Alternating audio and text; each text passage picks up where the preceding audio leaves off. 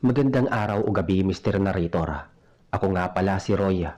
Gusto ko lang ibahagi ang kwentong ito na hinding-hindi ko malilimutan noong kabataan ko. Taong 1982, sa isang maliit na baryo sa probinsya ng Quezon.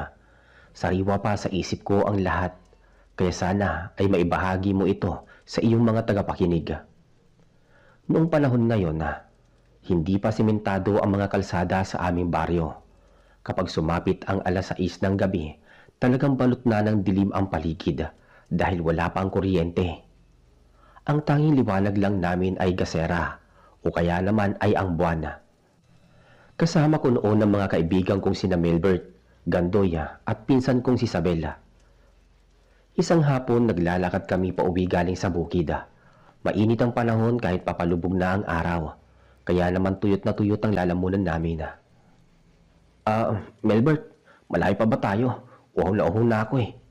Reklamo ni Gandoy habang pinupunasan ng pawis sa kanyang noo gamit ang kupas na bimpo. Malapit na tayo, Gandoy. Kunting lakad na lang, nandun na tayo sa kanto kung saan may tindahan. Sagot ni Melbert habang bitbit ang kanyang itak na pansaka. Napansin ni Isabel na may isang dampa sa gilid ng daan na ngayon lang namin nakita. Karaniwan ay talahiban lang ang bahaging yon. Pero may isang batang babae doon na nakaupo sa tabi ng tumpok ng mga pakwan. Ang tataba ng mga pakwan at kulay berde na parang kumikinang sa ilalim ng paglubog ng araw. Tignan nyo, may nagtitinda ng pakwan doon. Ngayon lang ako nakakita ng tindahan dyan Lumapit kami dahil sa tindi ng uhaw. Ang matandang babae ay nakasuot ng madungis na barot saya. Nakayuko siya at parang may ibinubulong sa kanyang sarili. Tinawag siya ni Melbert. Nanang, magkano po itong pakwan nyo? Pabili nga po ng isa, yung malaki at mapula sana. Sabi ni Melbert. Dahang-dahang tumingala ang matanda. Doon pa lang ay kinabahan na ako. Ang kanyang mga mata ay masyadong madilaw at ang kanyang ngiti ay hindi abot sa mga mata. Parang tuyot na tuyot ang kanyang balat at amoy luma ang paligid niya. Amoy lupang basa na may halong malansang amoy. Sige mga anak, pili lang kayo. Masarap ang laman yan, kasimpula ng sariwang dugo. Wika ng matanda habang nakatitig sa amin Nagkatingin ang kami ni Gandoya. Medyo kakaiba ang pananalita ng matanda, pero dahil sa uhaw, hindi na namin binigyan ng pansin. Kumuha si Milbert ng isang malaking pakwan at binayaran ito ng 5 piso. Sabel, kunin mo ang itak. Biyakin na natin dito para makain agad.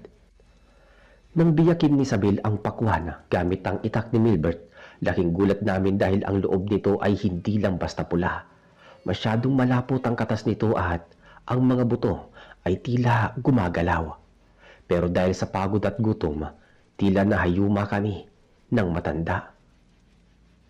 Ang sarap, Milbert! Ang tamis na ito! Sabi ni Gandoy habang mabilis na kumakain. Oo nga, parang ngayon lang ako nakatikim ng ganitong pakwan. Habang kumakain kami, napansin ko na ang matandang babae ay nakatitig lang sa leeg ni Isabela. Hindi siya kumukurap. Ang kanyang kuko ay mahaba at tila may mga itim na dumi sa loob. Nanang, hindi ba kayo kakain? Tanong ko sa kanya. Tumawa ng mahina ang matanda. Busog pa ako, iho. Hintayin ko na lang na lumubog ng tuluyan ng araw. Doon pa lang ako magugutom. Napatigil ako. Paano niya nalaman ang pangalan ko? Hindi naman ako nagpakilala sa kanya. Tumingin ako kina Milbert at Gandoy pero parang wala silang narinig. Busy sila sa pagkain ng pakwan na tila mga gutom na hayop. Milbert, tara na. Maggagabi na. Baka hinahanap na tayo ni tatay. Aya ko sa kanila. Sandali lang, Roy. Sayang itong pakwan, ubusin na natin. Sagot ni Milbert. Habang tumatagal, ang langit ay nagiging kulay ube at ang paligid ay unti-unting nilalamon ng kadiliman. Biglang humangin ng malakas. Isang malamig na hangin na may dalang amoy ng nabubulok na karne. Doon ko napansin na ang matandang babae ay unti-unting tumayo. Ang kanyang likod ay kuba, pero habang tumatayo siya, tila humahaba ang kanyang mga braso. Isabel, bitawan mo na yan. Alis na tayo dito. Ano? Bakit, Roy? Ang sarap kaya na ito. Sagot ni Isabela, pero nang tumingin siya sa akin, nagulat ako. Gilid ng labi ni Isabel ay puno ng malapot at pulang likido na hindi mukhang katas ng pakwan. Mukha itong sariwang dugo. Tumingin ako sa tumpok ng pakwan sa likod ng matanda. Hindi ko alam kung guni-guni ko lang, pero ang mga pakwan na nandoon ay tila nagbabago ng anyo. Sa madilim na sulok ng dampa, ang mga bilog na prutas ay parang mga ulo ng tao na binalatan at pininturahan ng berde. Alis na po kami, Nanang. Sige po. Paalam ni Milbert habang mautal-utal. Sige, lumakad na kayo. Pero tandaan nyo, ang kinain nyo ay galing sa aking taniman at ang bawat buto niyan ay mananatili sa loob ninyo. Sabi ng matanda. Nagsimula na kaming maglakad palayo. Habang lumalayo kami, lumingon ako sa dampa. Wala na ang matanda, wala na rin ang dampa. Ang nakita ko lang ay isang malaking puno na napapalibutan ng matatayog na talahib. Teka, Milbert, nasaan yung tindahan? Tanong ko na may halong kaba. Teka, nandun lang kanina, di ba? Baka madilim na kaya hindi natin makita. Habang naglalakad kami sa pilapil, biglang dumaing si Gandoya. Aray! Ang sakit ng tiyan ko! Parang may gumagalaw sa loob! Sigaw ni Gandoya habang napapaluhod sa lupa. Gandoy, anong nangyayari sa'yo? Biglang sumuka si Gandoya. Ang sinuka niya ay hindi mga piraso ng pakwan. Ang sinuka niya ay mga itim na uod na kasing laki ng buto ng pakwan at nagpupumigla sa mga ito sa lupa. Milbert, tulong! May lumalabas sa tiyan ko!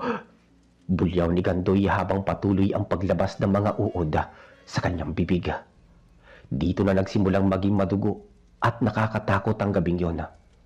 Habang nakaluhod si Gandoy sa gitna ng pilapil, hindi kami magkamayaw ni na Milbert at Sabela kung papaano siya tutulungan. Ang buwan noon ay natatakpan ng makapal na ulap, kaya ang tanging liwanag lang ay ang nanlalamig na sinag ng takip silim. Gandoy, ano ba yan? Bakit may uod? Sabi ni Milbert habang pilit na hinahawakan sa balikat ang kaibigan. Pero hindi makasagot si Gandoya. Ang kanyang mata ay nanlilisik at ang kanyang balat ay tila nagiging kulay abo. Sa bawat pag-ubo niya, mas maraming itim na uod ang lumalabas. Si Sabil naman ay nagsimula na ring mamutla at humawak sa kanyang tiyan. Roy, Milbert, parang humahapdi rin ang sikmura ko. Pabulong na sabi ni Sabela. Ang boses niya ay nanginginig sa takot. Hindi maaari ito. Kailangan natin pumunta sa kabayanan, sa bahay ni Aling Ipang na manggagamot. Wika ni Milbert habang pilit na pinapatayo si Gandoya. Binuhat namin si Gandoya. Ako sa kaliwa, si Milbert sa kanan. Si Sabil naman ay nakasunod sa amin, pero napansin ko na ang paglakad ni Sabil ay hindi na normal. Parang kinakaladkad niya ang kanyang mga paa at ang kanyang paningin ay nakapako sa likuran namin. Sabela, bilisan mo! Huwag kang lilingon! Sigaw ko kay Sabela. Ruya, may sumusunod sa atin, maririnig ko ang kalaskas ng mga daon sa talahiban. Sagot ni Sabela. Huminto kami sandali at pinakinggan ang paligid. Doon ko narinig isang tunog na parang may malaking hayop na gumagapang sa damuhan. Shh! Okay, maingay. Hindi ito tunog ng aso o baboy ramo. Mas mabigat ito at may kasamang huni na parang ibon pero gargal. Teka, aswang yan? Bulong ni Gandoya habang pilit na dinidilat ang kanyang mga mata. Yung matanda at yung pakwan. Huwag ka na magsalita, Gandoya. Malapit na tayo. Sabi ni Milbert, kahit alam naming malayo pa ang dulo ng pilapil. Biglang may lumipad na malaking anino sa ibabaw namin. Mabilis ito, parang isang malaking kumot na itim na dumaan sa harap ng buwan. Kasunod noon ay ang isang malakas na tawa na nanggagaling sa kakahuyan. Tawang paus at puno ng panunuya. Roy, tingnan mo yung puno ng nyug sa unahan. Turo ni Isabela. Sa itaas ng isang nakayukong puno ng nyog, may nakadapo. Isang nilalang na ang mga braso ay mahaba at ang mga kuko ay kumikinang sa kadiliman. Iyon ang matandang babae na pinagbilhan namin ng pakwan, pero hindi na siya mukhang tao. Ang kanyang barot saya ay punit-punit na at ang kanyang likod ay may mga tumutubong tila balahibo ng itim na manok. Nasaan ang aking mga pakwan? Tanong ng matanda, pero ang boses niya ay parang dalawang boses na pinagsama. Isang matinis at isang malalim. Nasa loob ba ng iyong mga tiyan? Nanang, wala kaming ginagawang masama sa inyo. Binayaran namin ang pakwan ninyo. Sabi ni Milbert habang mahigpit na hawak ang kanyang itak. Binayaran? Ang buhay ay hindi binabayaran ng barya, Milbert. Ang buhay ay binabayaran din ng buhay. Biglang tumalon ang nilalang pababa mula sa puno. Hindi siya bumagsak na parang tao. Takbo, Sabel! Roy, takbo! Sabi ni Milbert. Pilit namin binuhat si Gandoy kahit mabigat ito. Si Sabel ay nauna nang tumakbo pero dahil sa sakit ng tiyan niya, nadapa siya sa maputik na bahagi ng daan. Sabel! Sigaw ko. Agad kong binatawa ng mga braso ni Gandoy para balikan si Sabel. Nang mahawakan ko ang kamay ni Sabel, naramdaman ko ang kakaibang lamig ng balat niya. Roy, iwan niyo na ako rito. Hindi ko na kaya. Pagmamakaawa ni Sabel. Hindi, Sabel. Sabay-sabay tayong aalis dito. Sabi ko habang hinihila siya patayo. Sa sandaling yon ang aswang na nasa harap na ni Milbert, itinaas ni Milbert ang kanyang itak at tinangkang iwasak ito sa nilalang. Huwag kang lalapit! Huwag kang lalapit! Banta ni Milbert. Pero ang aswang ay mas mabilis. Sa isang iglap, nasampal nito ang itak ni Milbert kaya tumalsik ito sa madilim na bahagi ng talahiban. Hinawakan ng aswang ang leeg ni Milbert at itinaas niya na parang isang tuta lang. Masarap ang laman ng mga batang katulad niyo. Malambot at sariwa. Wika ng aswang habang inilalapit ang kanyang mahahabang dila sa mukha ni Milbert. Doon ko naalala ang turo ng aking lolo. Sa mga ganitong pagkakataon, hindi dapat magpatalo sa takot. Kumuha ako ng isang malaking bato sa tabi ng pilapil at buong lakas na ibinato ito sa ulo ng aswang. Tumama ang bato sa piluka ng matanda. Napabitaw siya kay Milbert at lumingon sa akin. Ang kanyang mga mata ay naging kulay pula na parang baga ng uling. Ikaw, Roy, ikaw ang uunahin ko. Ungol ng aswang. Habang papalapit ang aswang sa akin, biglang may narinig kaming kalansing ng batingaw mula sa malayo. Ang kampana ng simbahan sa kabilang baryo ay tumutunog na para sa orasyon. Napatigil ang aswang, tila nasasaktan siya sa tunog ng kampana. Tinakpan niya ang kanyang mga tenga at umalulong na parang asong nabulag. Hindi pa tayo tapos. Ang mga buto ng pakwan ay tutubo sa loob ninyo. Sabi ng matanda bago siya mabilis na tumalon pabalik sa kadiliman ng kakahuyan. Nakahinga kami ng maluwag pero alam kong hindi pa tapos ang lahat. Si Gandoy ay wala lang malay at ang kanyang tiyan ay tila lalong lumalaki. Parang may kung anong bagay na gustong kumawala mula sa loob. Milbert, nahanap mo ba ang itak mo? Tanong ko. Hindi, Roy eh. Hayaan na natin ang itak. Kailangan natin madala si Gandoy kay Aling Ipang bago tuluyang bumuka ang tiyan niya. Binuhat namin uli si Gandoy. Pero habang naglalakad kami, napansin ko ang isang bagay kay Isabela. Hindi na siya dumadaing. Tahimik na lang siyang sumusunod sa amin.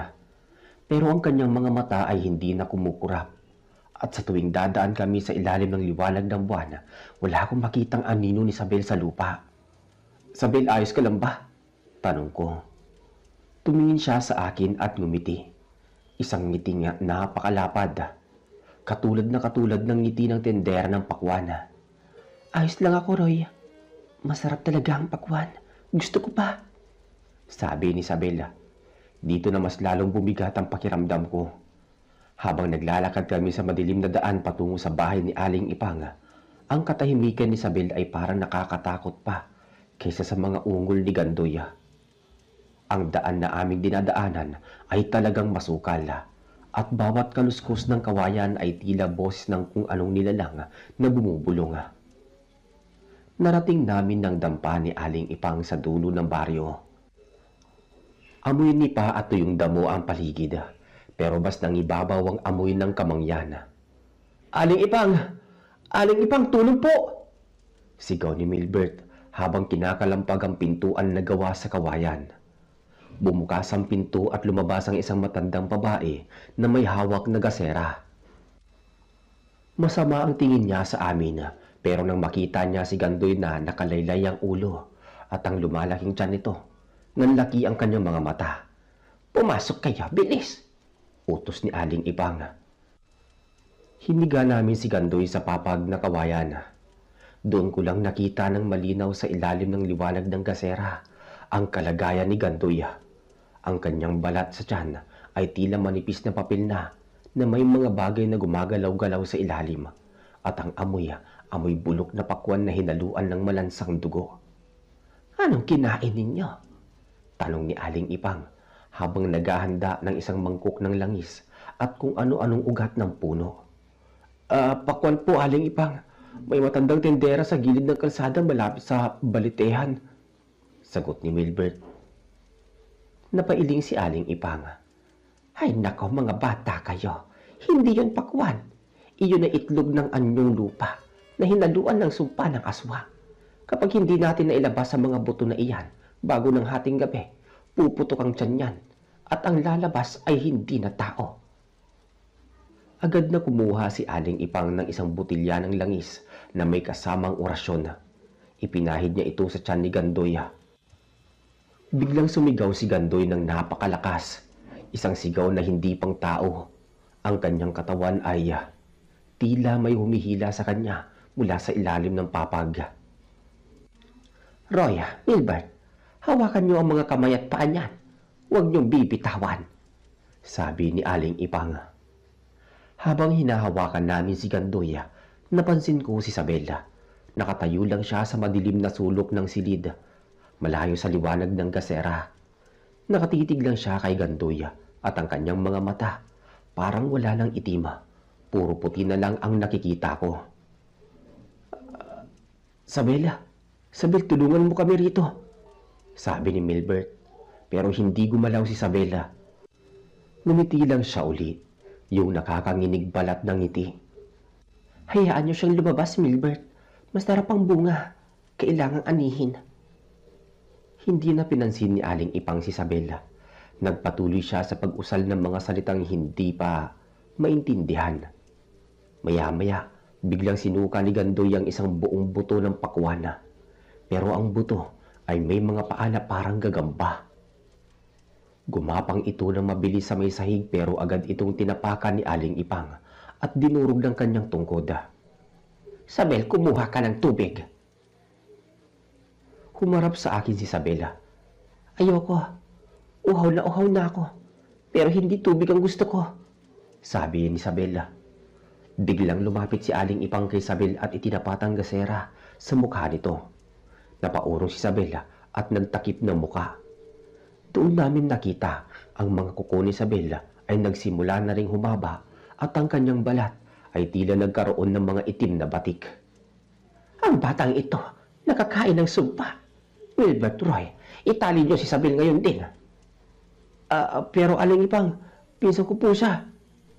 Hindi na yan ang pinsan mo, Roy. Ang pakwan na kinain niya ay may lamang dugo ng puno ng gabay.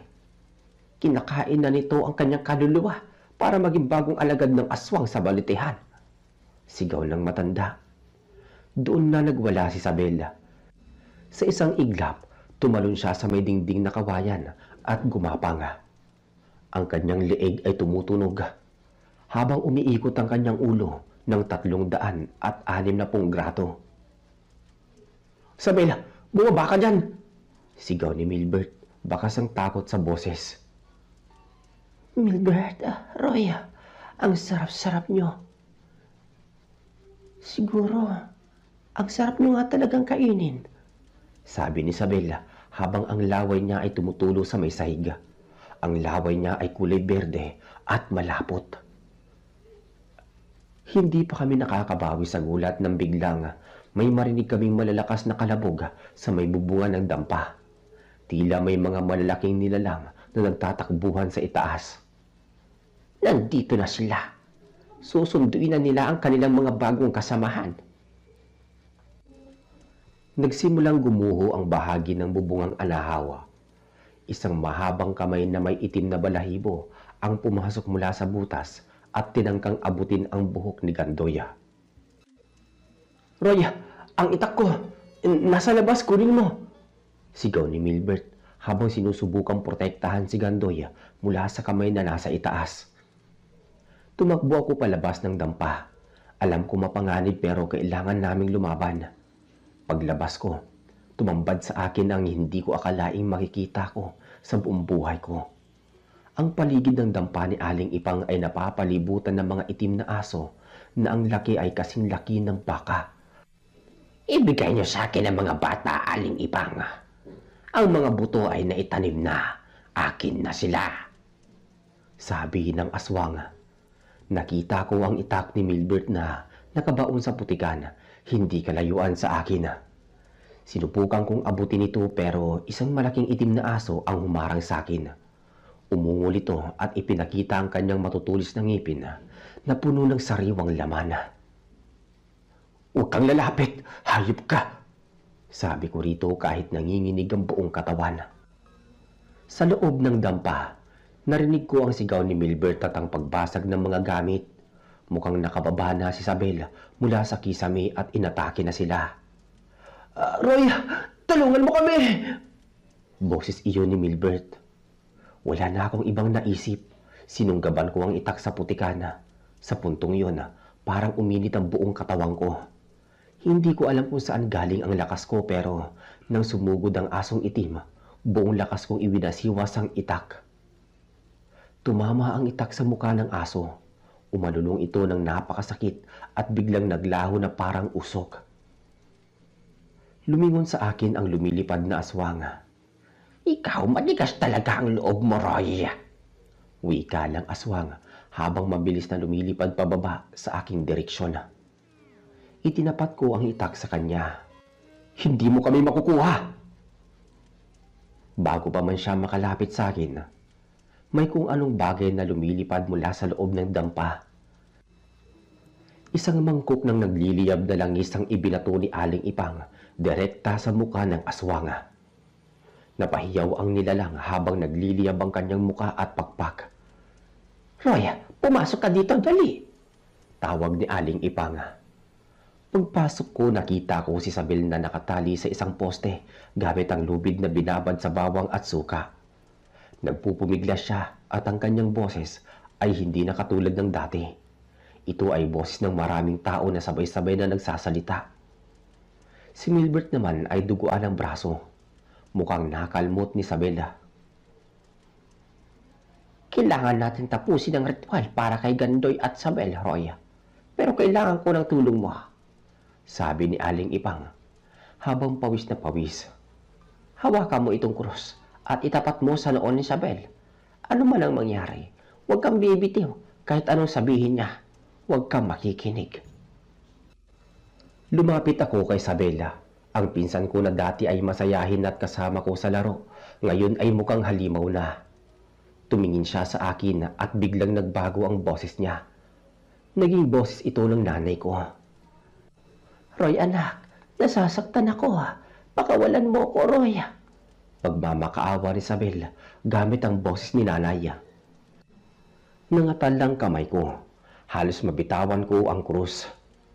Roy, huwag ka makikinig. Panlilinlan lang yan. Sabi ni Milbert. Itinapat ko ang krus sa noo ni Isabel. Pagdampi ng krus, tila napaso ang balat niya. Umusok ito at nagsimulang lumabas ang mga itim na uod sa kanyang mga mata at tenga. Sumisigaw siya ng mga sumpa na hindi ko nais isulat dito. Samantala si Gandoy ay nagsimula na rin sumuka ng mga buto ng pakwan na may mga dugo. Marami, parang isang buong balde ng buto ang nilabas ng kanyang katawan. Kunti na lang, hiyaw ni Aling Ipang habang binubuhos ang huling patak ng benditadong alak sa tiyan ni Gandoy. Pero ang aswang sa labas ay hindi pa sumusuko. Narinig namin ang paglagaslas ng dampa. Sinisira na nila ang pundasyon ng bahay. Ang buong dampa ay nayayanig na parang may lindola. Roy, tulong! Hinihila nila ako sa ilalim! Sigaw ni Milbert habang pilit na kumakapit sa papag. Doon ko naramdaman ang tunay na takot. Iyong takot na nanunuot hanggang buto. Ang dampa ni Aling Ipang ay tila guguho na sa lakas ng pagyanig at ang kaibigan kong si Milbert ay dahan-dahang nilalamon ng kadiliman sa ilalim ng sahig na kawayan. Roy, tulungan mo ko! Ang daming kamay! Bulyaw ni Milbert habang ang kanyang mga kuko ay pilit na kumakapit sa bitak na kawayan. Binitawan ko muna ang krus na nakatapat kay Isabela at mabilis na sinunggaban ang mga kamay ni Milbert. Nang hawakan ko siya, naramdaman ko ang lamig ng mga kamay na humihila sa kanya mula sa ilalim. Hindi iyon kamay ng tao. Magaspang ang balat nito. May matatalim na kuko na bumaon sa binti ni Milbert. Aling Ipang ang sahig! Sigaw ko habang buong lakas na hinihila si Milbert paitaas. Si Aling Ipang sa kabila ng kanyang katandaan ay mabilis na kumukuha ng isang plastik ng asin na nakasabit sa kanyang kusina.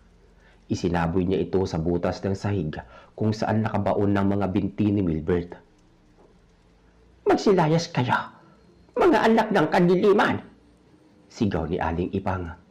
Narinig namin ang mga tiling parang nasusunog na baboy mula sa ilalim ng dampa.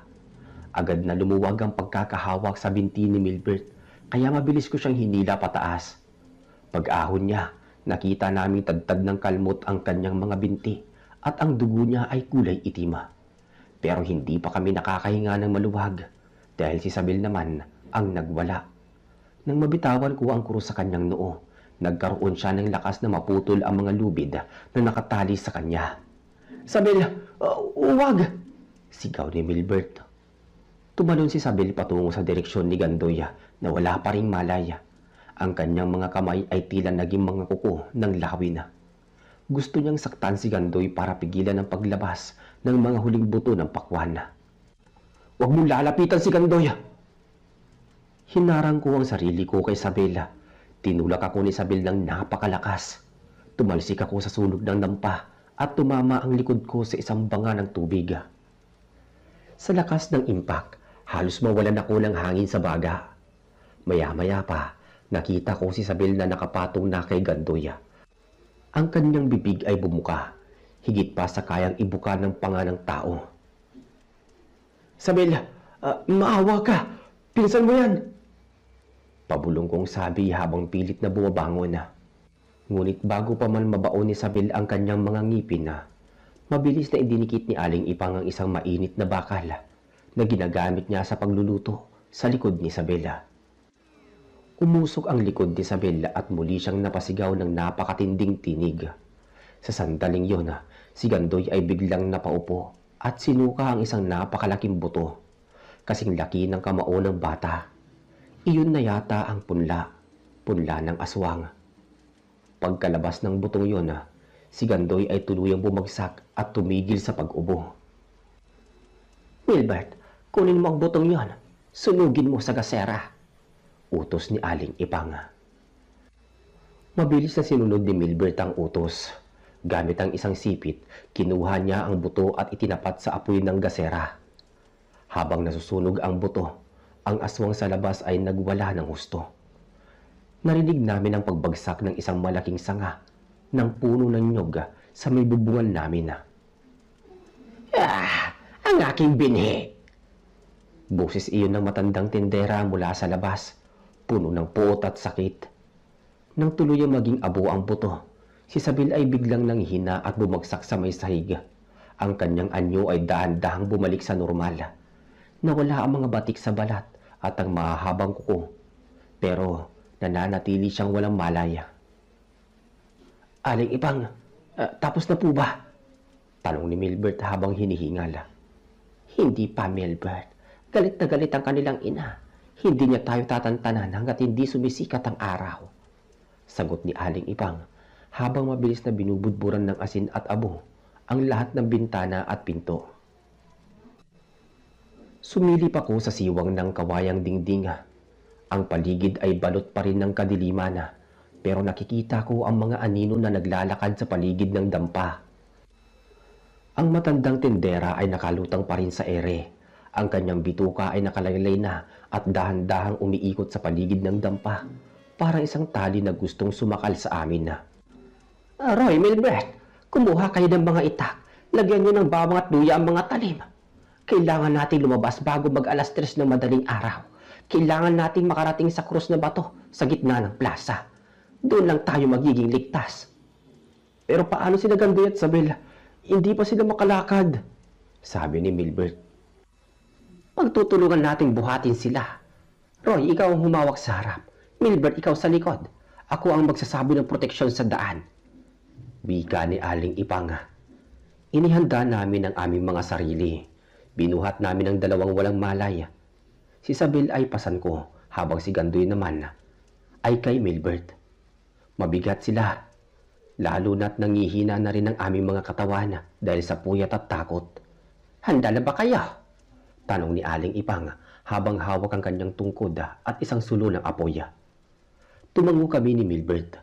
Pagbukas ng pinto, ang malamig na hangin ng gabi ang humampas sa aming mga muka. Nang humakbang kami palabas, sabay-sabay na tumahol ang mga asong itima. Mula sa taas, bumulusok pababa ang lumilipad na aswang, direkta sa direksyon ko.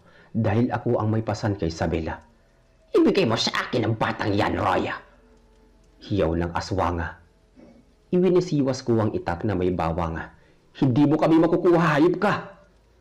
Nararamdaman ko ang hangin mula sa kanyang mga pakpak. Muntik na kaming matumba pero nananatiling matatag ang mga binti ko. Si Aling Ipang ay nagsimulang magsaboy ng pinaghalong asin at binditadong tubig.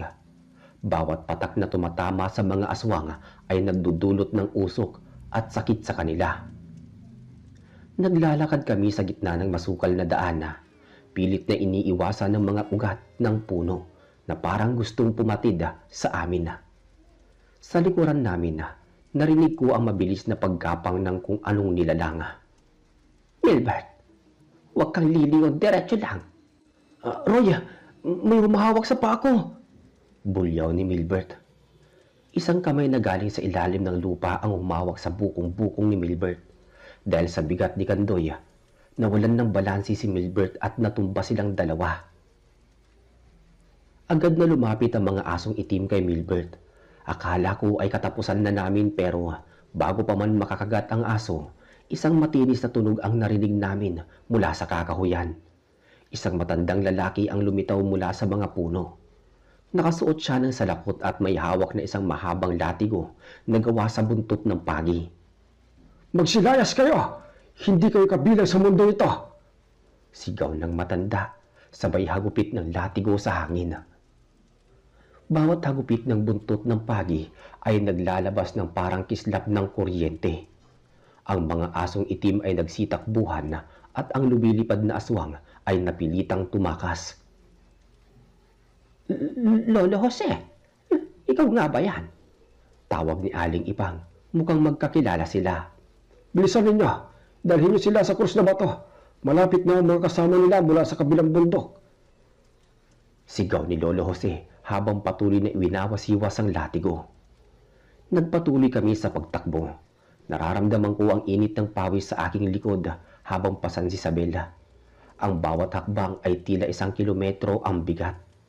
Hanggang sa matanaw na namin ang dulo ng kalsada.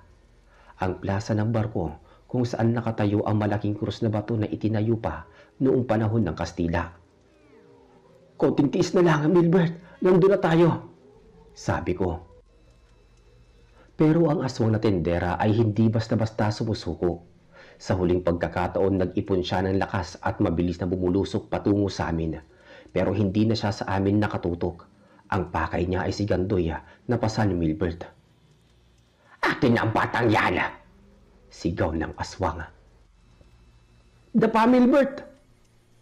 Nang dumapa si Milbert kasama si Gandoy, ang aswang ay dumampas at diretsyong tumama sa base ng krus na bato. Isang nakabibinging tunog ng pagkabasag ng buto ang narinig namin.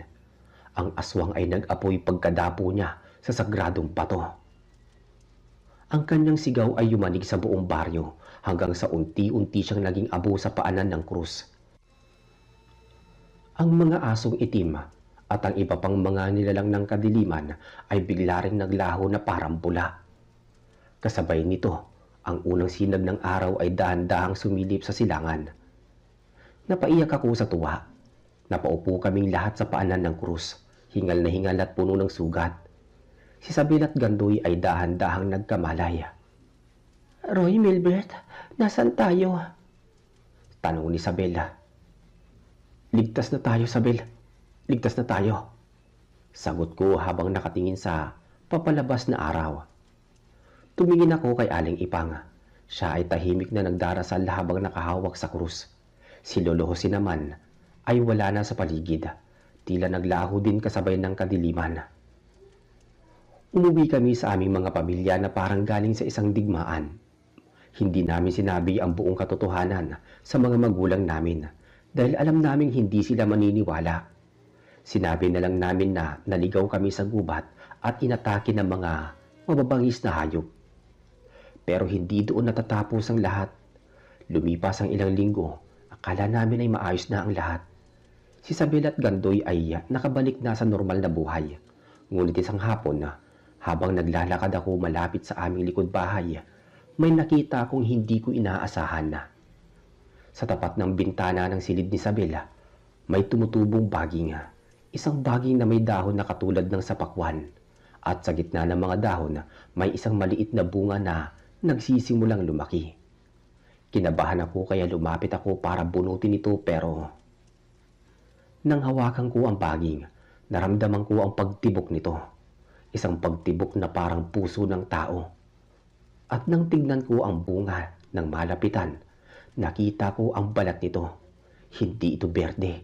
Ang balat ng pakwan ay may batik-batik na kamukha ng balat ni Isabel noong gabing iyon.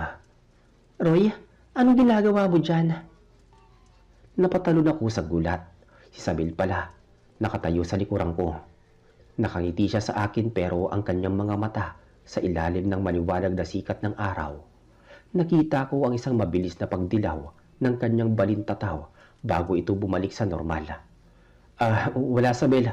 May nakita lang akong ligaw na halaman," sabi ko habang mabilis na lumakad palayo. Simula noon hindi na ako kumain ng pakwan. At tuwing gabi, naririnig ko pa rin ang lagaslas ng mga dahon sa labas ng bintana ko. Tila naghihintay na muling